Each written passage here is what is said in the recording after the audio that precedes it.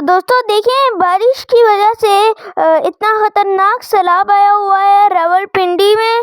تو اتنا سارا سیلاب آیا ہوا ہے، لوگوں کے آدھے گھر ڈوبے ہوئے ہیں، لوگوں کی گاڑیاں، لوگوں کے بائک ڈوب رہے ہیں، اور سارے بچے بھی ڈوب رہے ہیں، سارے انسان بھی ڈوب رہے ہیں. دیکھیں وہ کس طرح ڈوب رہے ہیں.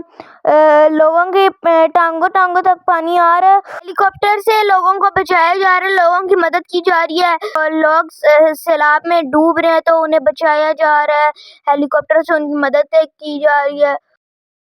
اور ایمبولینس بھی آ رہی ہے، کیونکہ یہ جو سیلاب ہے نا، اس کی وجہ سے کافی لوگوں کی جان جا رہی ہے. اور کافی لوگ کافی لوگ ڈوب بھی رہے ہیں. تو ایمبولینس بھی آئی ہے دیکھنے کے لیے کہ کیا صورتحال ہے. ایمبولینس بھی ابھی انہیں ریسکیو کرے گی.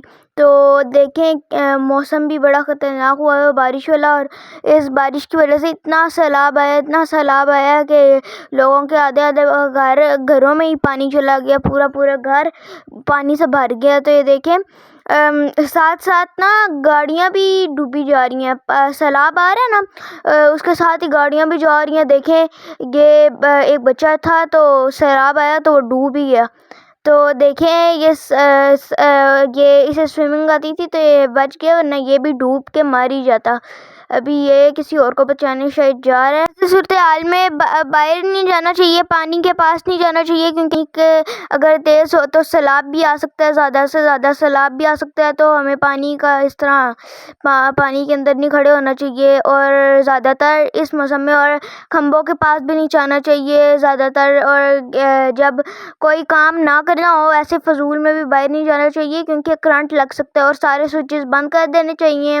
گھر سے باہر نہیں جانا چاہیے، گھر سے باہر نہیں جانا چاہیے، باہر گھومنا بھی نہیں، گھر رکنا ہے، بارش میں نہیں جانا. سوات میں بھی بارش ہوئی تھی تو تھوڑا سا پانی تھا، تو وہ لوگ آ نہیں رہے تھے تو سیلاب آ گیا تھا. اللہ تعالیٰ پاکستان کی خیر فرما. پانی بہت زیادہ آ رہا ہے دوستو، بارشیں بہت زیادہ ہو رہی ہے، اس لیے لائک شیئر سبسکرائب کر دیں اور گھر سے کم باہر نکلیں.